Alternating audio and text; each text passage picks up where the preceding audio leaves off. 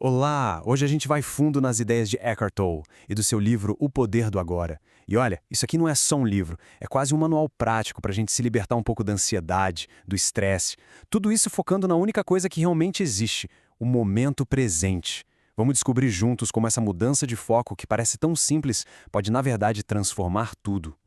A história toda começa num momento de crise. Uma crise bem intensa, na verdade. Numa noite, logo depois de fazer 29 anos, o Tolle acordou sentindo um pavor absoluto. E tinha um pensamento que não parava de ecoar na cabeça dele. Não consigo mais viver comigo mesmo. Essa frase, que parece até simples, foi o que deu estalo para uma transformação gigantesca. E daí vem a pergunta que muda tudo, né? Peraí, se eu não consigo viver comigo mesmo, então, existem dois de mim? Quem é esse eu e quem é esse comigo que o eu não aguenta mais? Essa pergunta foi tão chocante, tão sem resposta, que a mente dele, a estrutura do ego meio que parou. E foi nesse silêncio que surgiu uma percepção totalmente nova, a de que a consciência é uma coisa e a mente que pensa é outra. Então, bora mergulhar nisso. A primeira grande sacada do livro é basicamente um diagnóstico da causa da infelicidade humana. E o Tolle diz que essa causa está num lugar que todo mundo conhece muito, muito bem, a nossa própria cabeça. Ele chama isso de pensador compulsivo. Sabe aquela vozinha na cabeça que não cala a boca? Que fica o tempo todo comentando, julgando o passado, se preocupando com o futuro, reclamando? É isso. O grande problema não é nem a voz existir, mas o fato da gente se identificar completamente com ela.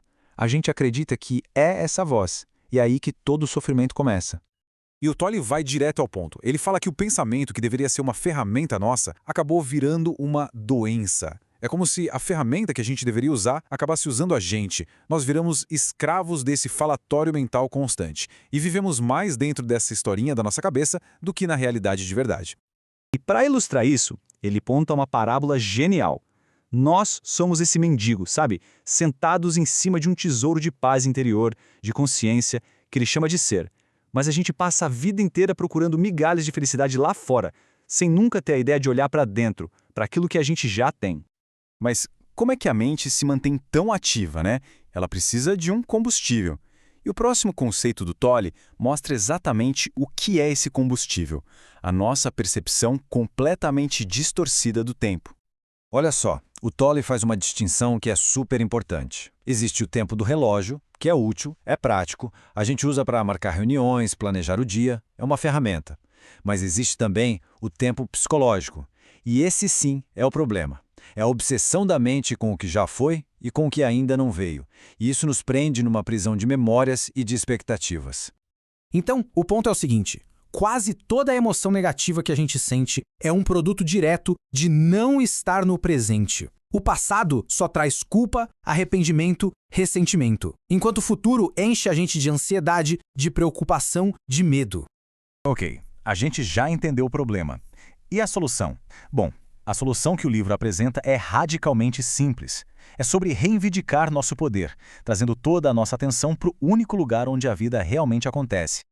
Essa é a verdade central do livro, talvez a mais importante de todas. O passado não é um lugar, é só uma memória que a gente acessa agora.